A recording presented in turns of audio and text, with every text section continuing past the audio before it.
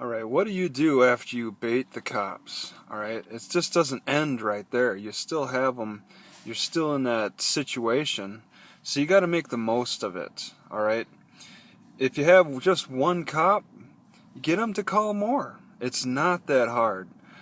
I've done it many times where one shows up and then they have to get like 5 others. It's amazing.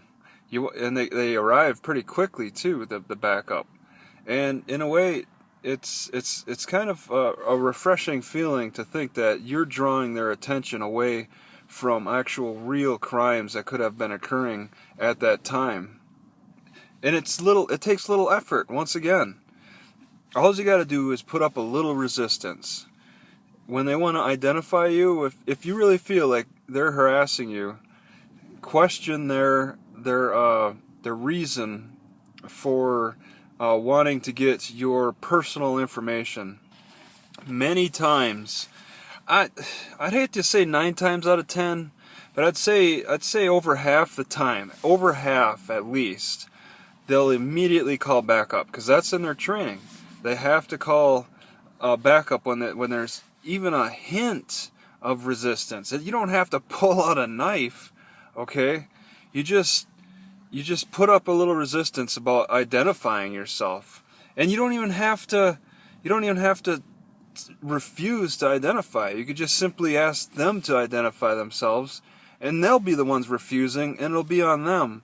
All right, they're the ones who aren't willing to make a fair trade, as you hear Trump talk about a lot in this investigation interaction.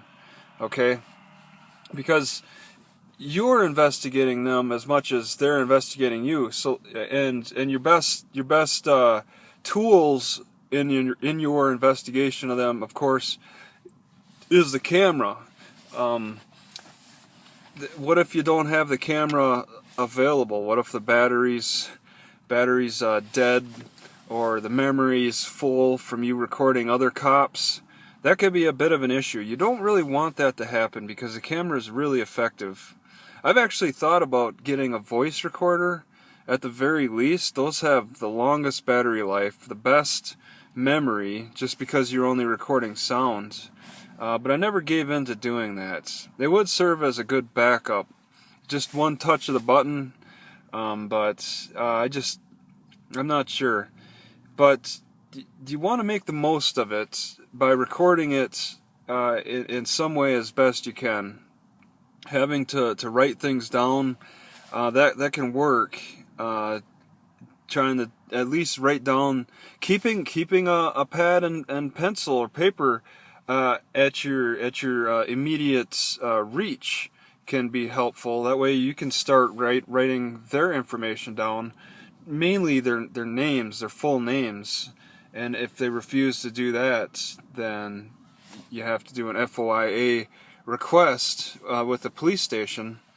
But you're doing an investigation on your own of them as well, as best you can, with whatever means that you have available.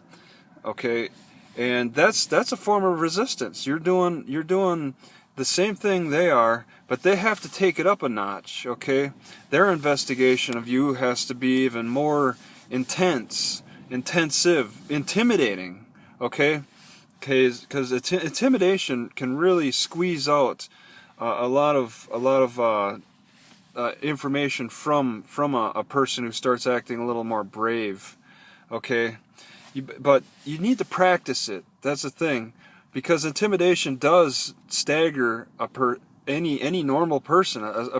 The fear, the feeling of fear, like if like talking in front of a large crowd. If I were to try to talk about this stuff in front of 100 faces, I would feel a sense of fear. But talking about this on camera, I'm not feeling as fearful. I'm shut in my car, and it feels like a safe place. Okay, when I have to engage with people who are, the situation feels intimidating, where it's a lot of an audience, or if it's menacing people with guns who are demanding information. You need to go through a routine of practicing that. Practice talking on camera. That's I think maybe a little help. It's been helping me at least.